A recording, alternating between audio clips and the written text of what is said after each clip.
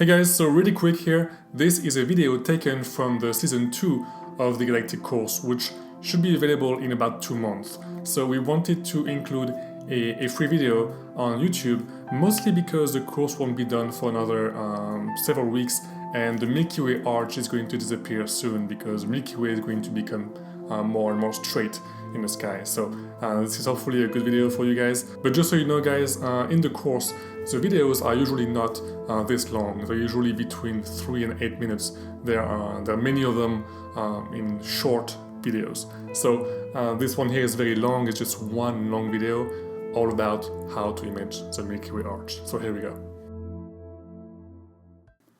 In this chapter, we showed you guys how to scout your location during the daytime, how to set up the equipment and balance the star tracker, how to manually focus the lens on a bright star, what settings to tweak, light painting, capturing both a foreground image untracked and a sky image tracked, and we also went over the histogram and how to understand it. In this next lesson, we'll make a full video showing you how to easily create a beautiful Milky Way arch panorama. You can see the end result here. Right now we have just enough time to take a picture of the Milky Way arch because it's about to become more straight in the sky, so it's still possible right now. So it is, I think right now it is like 2:35 a.m. So we're pretty tired, but we can do this. So to make a Milky Way arch panorama, we will need to take several pictures and then combine them together. So we'll do just single shots. So we'll do one single shot with a wide lens. So just the same lens we were using earlier, the Samyang 14mm f2.5, which will be. So we'll do one shot this way, where the Milky Way starts on the left, and then one shot with the tree here, with the center of the arch, and then one last shot towards the right there, where the Milky Way core is. And we'll do two different types of shots for each angle. We'll do a tracked shot of the Milky Way for an impressive sky, and we'll do a untracked shot of the foreground. So here I am framed to the left there.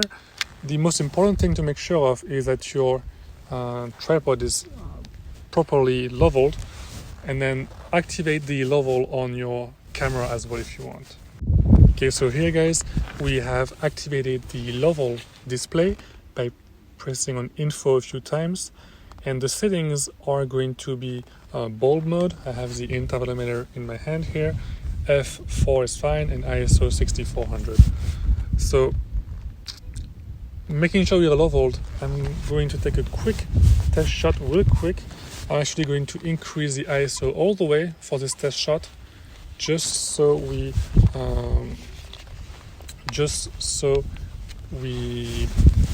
see the result ASAP. We don't really care about the noise anyway. It's just for a quick test shot. And okay, so as you can see, we have some foreground and mostly the sky, which is perfect. So we want this. We don't want too much foreground, so this is actually perfect. And as you can see, the Milky Way stars on the left there. So right now the tracker is off, so I'm going to go ahead and take, I guess, a 1 minute exposure of the foreground using the intervalometer here. Let's see. So I'm going to do 1 minute, and we'll do this for the foreground, and then I'm going to turn on the tracker and we'll do 3 minutes for the sky. Here we go for the foreground.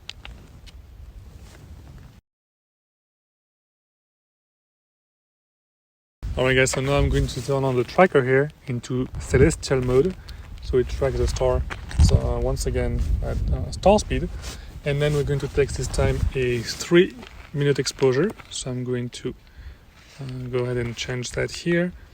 And by the way, don't forget to change the ISO settings. I made a mistake here, but don't forget to go back to the ISO that you had before, so 6400, before you take your shot. And here we go for 3 minutes with this time a tracked star. It's going to look nice.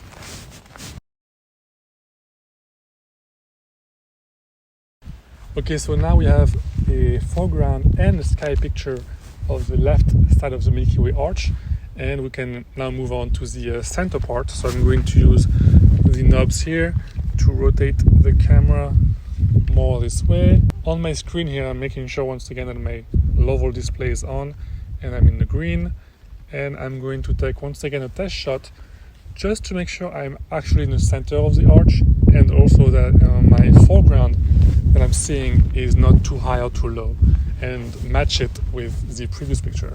So here we go.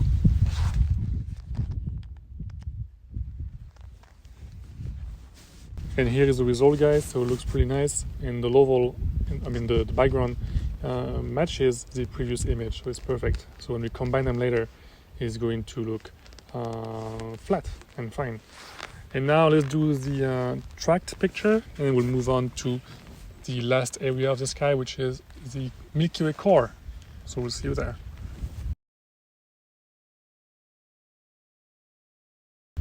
Okay, and lastly, we're going to aim the camera at the Milky Way core, which is the end of the Milky Way arch, and we'll do the same thing, foreground, and then we'll do the tracking shots. So one thing that's important though is when you do your 3 Milky Way shots, make sure you leave a good amount of overlapping between each. So when you combine those 3 on Photoshop later, for example, it will know where to combine them, and because if you don't, you will have some issues with that. So we left plenty of space, plenty of overlapping between each shot.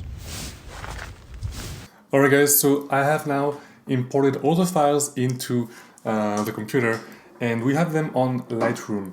So I picked the 3 best foregrounds and 3 best sky pictures, and we have Gilbert. So what I did really quick is, we've been through this 1,000 times already, so I didn't show you here, but I just Gilbert, stop. I just used the sliders on the right here to kind of enhance our images on Lightroom. So important though, if you plan to edit your images here like I'm doing on Lightroom, pick one image, so for the sky, and edit it using the sliders, and then click right click, and then you go to develop settings and copy settings, and you click copy here with everything checked, and then go to the sky number 2 and sky number 3 and paste those settings, and do the same for the foreground. So make sure you don't use different settings for within the same foregrounds. So all 3 foregrounds have to have the same settings, the same color changes, and the same highlights and shadows, and the 3 skies as well. So when you paste them together, you will have an even image with all the same colors and all that. So here I have already taken care of exporting the images, so we're going to actually close Lightroom and head to Photoshop. So before we do that though, so let me show you guys the files here. So we have left, middle, and right ground, and left, middle, and right sky. And so before we do go into Photoshop to create the panorama, if you open the grounds, you will see that it's very noisy. And so when there is no moon outside, when it's very dark, you likely will have a noisy foreground. So before we go into Photoshop, what I'm going to do is I'm going to open up each foreground into topaz denoise, which will reduce our noise very easily. Actually, I'm terrible at Photoshop, so I don't even know what the best way in Photoshop is to reduce the noise.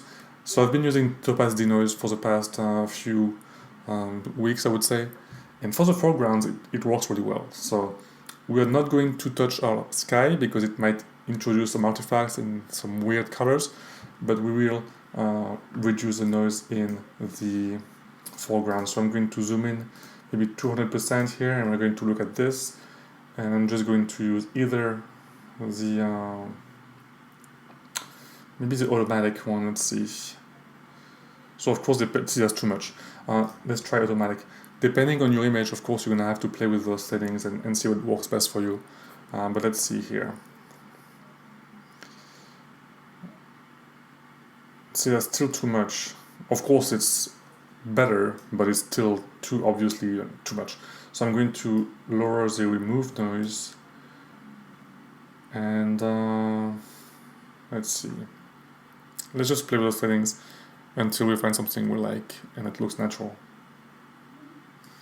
Okay, that looks pretty good. Remember, guys, we don't care that much anyway because the foreground will be very small. So I'm going to actually apply this. So I'm going to remember, like, remove noise 7. Okay, I'm going to apply this, and I'm also going to add middle ground and right ground.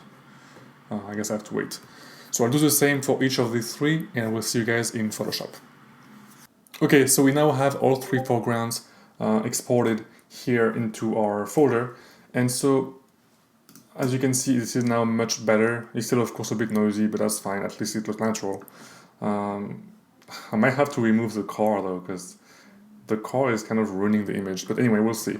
So let's now go into Photoshop.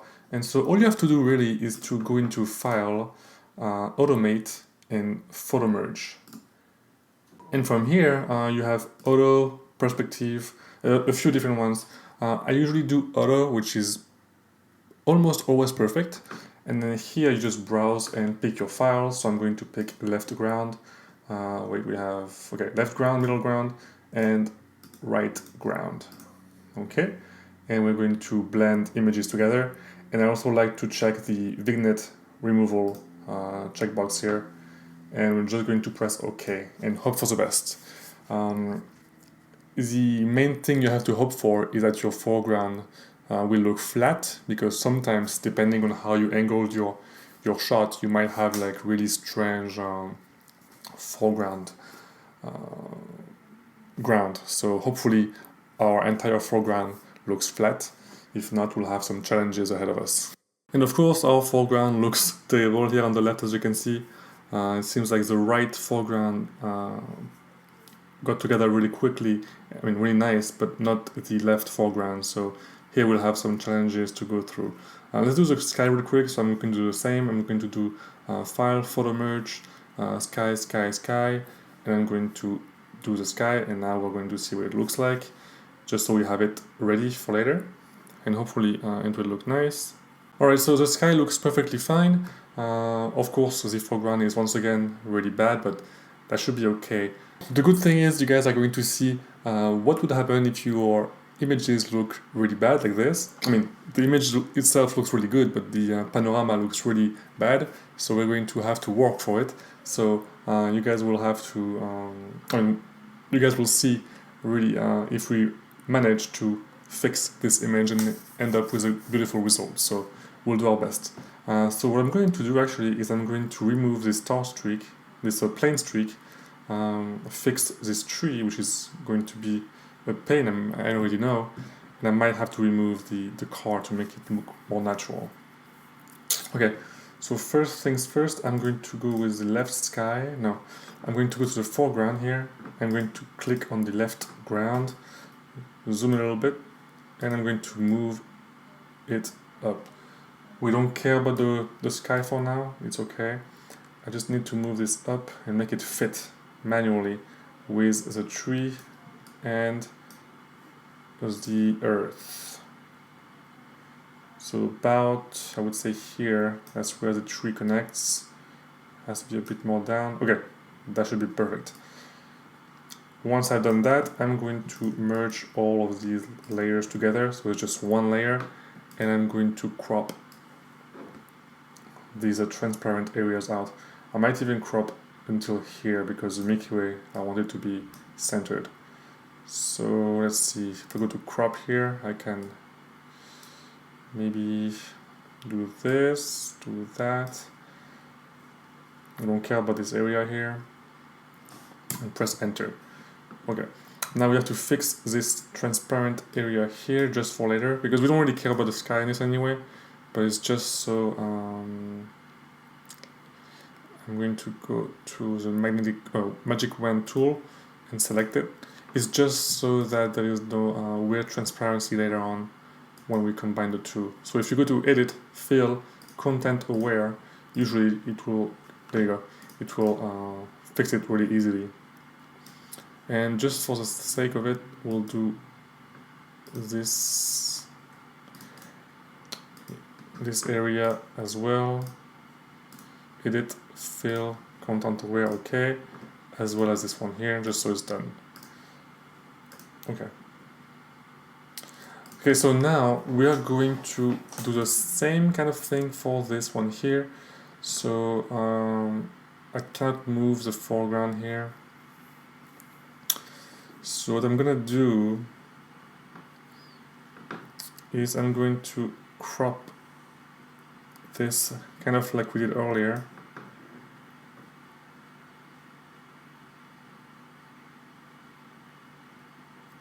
I'm trying to think.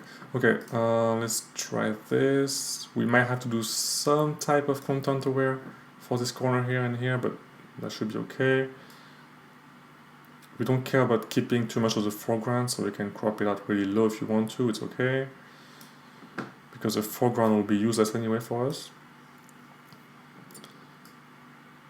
Okay, let's try this. And once again, I'm going to do the content aware fill. But first of all, I'm going to merge the layers. Okay, let's do edit, fill, content aware for both of these. It's kind of cheating, but in this case we have don't really have a choice. It's okay because it's really a blah blah area of the sky anyway, so it's fine. And so here we have our sky, and here we have our foreground. Okay, now we have to combine the two. So the best way to do it is to actually save this image here. So I'm going to export as. And what I'm going to do next is I'm going to go to the foreground layer. I'm going to go to File, Edit, Sky Replacement. And here you have, well, I made a folder for myself in the past where it says some Milky Ways and stuff. So you can actually add your own files into this. So you can actually go to the little plus sign here, and you can look for your sky. So I named it 1111. So I'm going to open this one here, and we will add this sky into this image. So here I'm going to pick it, and now we should have it right now. Okay, so perfect.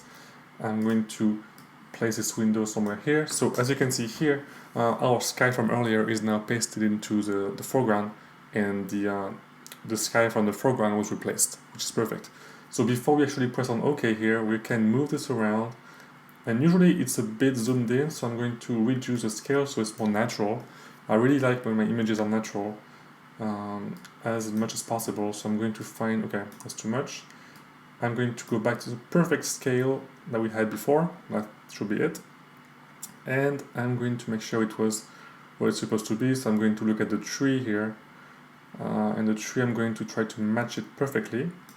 And we can use the zoom option here as well, and go back to the little position tool. And I'm going to try to match the tree as much as possible. So the tree for sky is of course blurry because this sky was tracked. And here we should be pretty good. I mean, that should be the best we can achieve for now. And so I'm going to unzoom and make sure everything matches correctly. We'll have to crop some stuff out later. And here we have to use two sliders, mostly Shift Edge and Fade Edge. Shift Edge will affect the kind of the gradient whereas the horizon meets. So let's not do it too much. I'm going to actually zoom in, and let's try to see where the horizon looks the best, the most natural. I would say around here somewhere. Let's do the same for Fade Edge, which is also going to impact our horizon. Let's make sure the tree looks nice too. So as you can see, the main difference here is over here you can see the light and the transparency being affected. That should be okay though, that should be fine. Okay, that should be fine. And then if you want to, you can also play with the temperature setting as well as the brightness. Temperature, let's try something warmer maybe? Or colder? What looks best? I like it. Let's do like this, in between. Okay, and so now we will press OK. And so now we have the sky on the foreground. But guys, of course, we're gonna have some challenges here. So if you guys took a picture of the sky without this huge tree in the way for the tracked section, you would not have this issue. But here we have a very blurry tree due to the fact that it was tracked. And so as you can see here, if we remove really quick, see the actual tree it's crisp, it's crisp and it's not all blurry. So we'll have to play with that. And I also want to remove this plane here, and we're going to assume you had the same issue, you have like some ugly thing in your foreground, and we'll use a car here, and we'll try to remove the car. So first I'm going to, okay, we'll crop this at the very end. So first things first, let's do the tree, which is the most annoying part. So I'm going to zoom in on the tree here. Okay. And let's see. So I'm going to hide the foreground, and so now only our tree is showing. And I'm a noob at Photoshop, so I'm going to try to use the easiest technique I know, which hopefully you can use as well. It might not be the best technique, but hopefully it will work for us. So I'm going to look for the I don't even know what it is because I'm not used to Photoshop. Clone stamp tool. I know this tool because of PixInsight. It has the same one in PixInsight, which I sometimes use. And so here, by pressing the Option key, at least on the Mac, maybe it is Alt on Windows. So Option will give us a reference point. So I'm going to try this here. So I clicked once, and now we can clone. So be careful because you really want the color to match. So here, see, the color can match, just like that.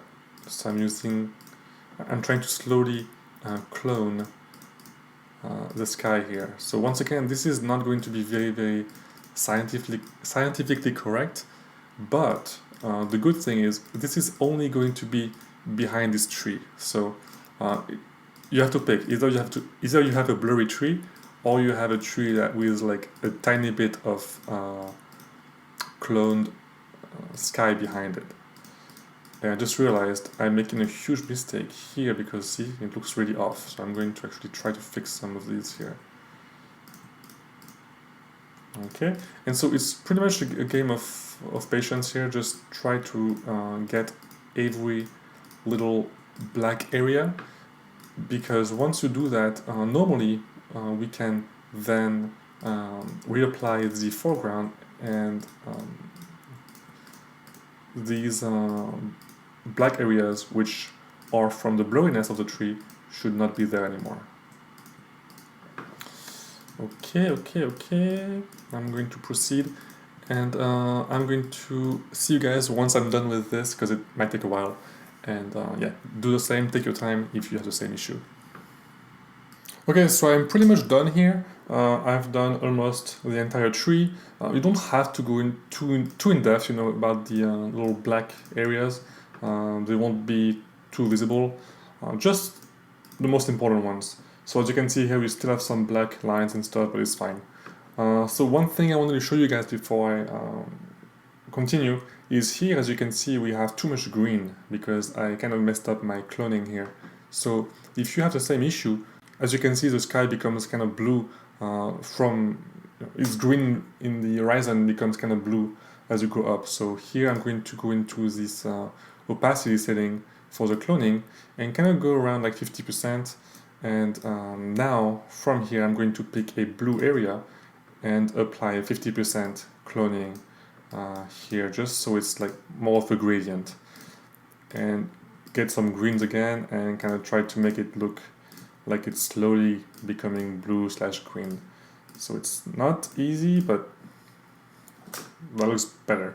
Okay, and now before I apply the tree, well, let's see what it looks like actually. That's much better, as you can see. We still have some blurriness here though, so I'm going to take care of that. I want to remove this blurriness. I'm going to go back to 100%, just like that. And maybe this one too. Okay, let's try again. It's a bit blurry again here. But I think we are pretty much almost done. Yeah, it should be good. And of course you can tweak as much as you want. For example, here that's probably the last thing that I see that bothers me. Just like that. Okay, I don't see any other blurriness, so it's pretty good. And now though, the issue is, as you can see on the horizon here, we also have some issues with like a double mountain. So the foreground mountain is here, but behind it we have also a blurry mountain from the tracking. So we have to remove that. So for this, I'm going to have 100% opacity for the clone stamp, and I'm going to select the area of the sky that's just above the mountain, right above it, and now I'm going to drag my mouse by holding it all the way.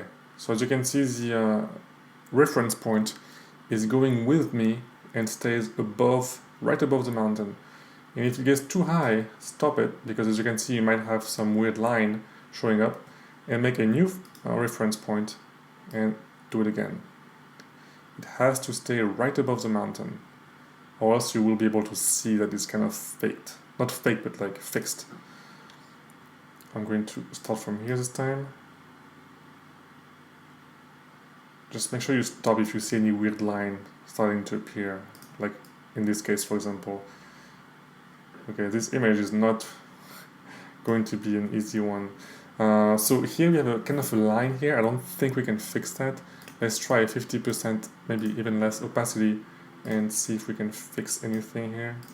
Oh, kind of. Okay, that kind of fixed it, I guess. If not, you can go into this tool here, the blur tool, and kind of try to blur a little bit, just so it's not too harsh. Let's see, like that. I'm going to kind of blur this line, just like that. Okay. And if we unzoom, and if we show the foreground once again, that looks much better. So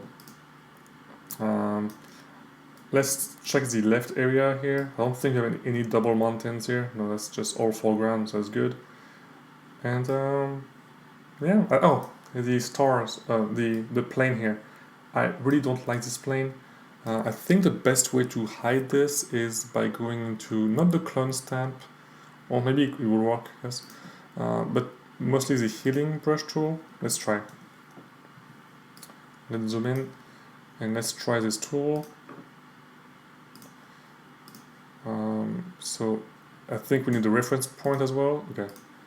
And okay, so yes, just pick a reference point using Alt or Option once again, and then just click. So it might take you a while to get them all. I'm pretty sure you can also drag if you want to. Let's try dragging, because here is like super close. Okay, you can kind of see the line, but not too much. Let's try a different. No, I think darken is the best. Yeah, we'll keep darken. But yeah, you just have to go through with this and hope the line is not too visible. I'm hoping it's not going to be. I'm pretty sure once we zoom out it might be obvious, but let's see.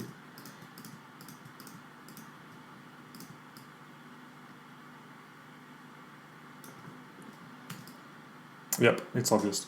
Okay, so we're going to use the maybe the blur tool. I'm going to make it very small and try to kind of blur it, even though it's still going to be visible, but whatever. At least once we zoom out all the way, you can tell where it is, so that's fine. Last thing we have to do is, of course, to crop out the top here, and I think the last thing we could do... Oh, wait, I forgot about this thing here. Okay, I need to remove that.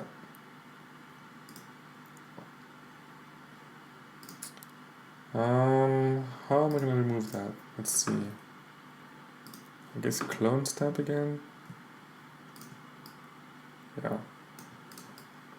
This blurry branch here is kind of ruining it.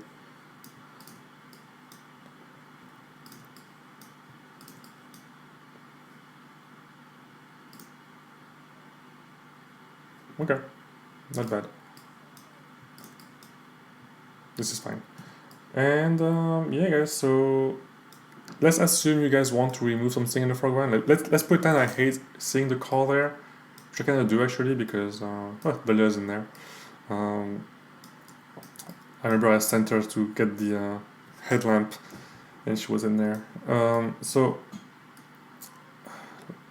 if you want to remove this, let's try. I'm not sure it's going to work. Let's try to see if this magic edit fill up content aware fill. So fill content aware. Let's try to see if it works. Oof. I mean, it works, but it's kind of not very natural. But like anyone's gonna look into that anyway. Well, I'm sure you could try a few different options, a few different settings here, and I'm sure it could work much better. But yeah, guys. So this is how you process a Milky Way arch panorama with 3 layers. I guess we can use this clone stamp here. Is this clone stamp? Yeah. Why can't I do that? Anyway, maybe the smudge tool. Smudge tool. Dodge tool? I don't even know what dodge is. Anyway, you can play with that. Usually I don't remove the foregrounds like that because it's so huge. But oh, I see why. It's a different layer.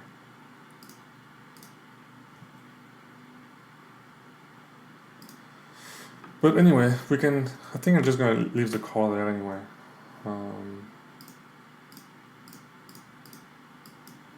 So it's this layer.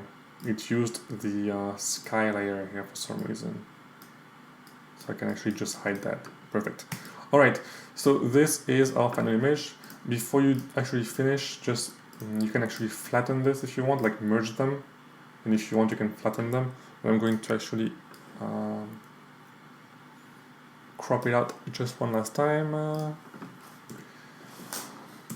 And yeah, this is the image. If you want, you could have, before you merged it, you could have played with the saturation and lightness and all that. But we've done this in Lightroom already, so that's not needed.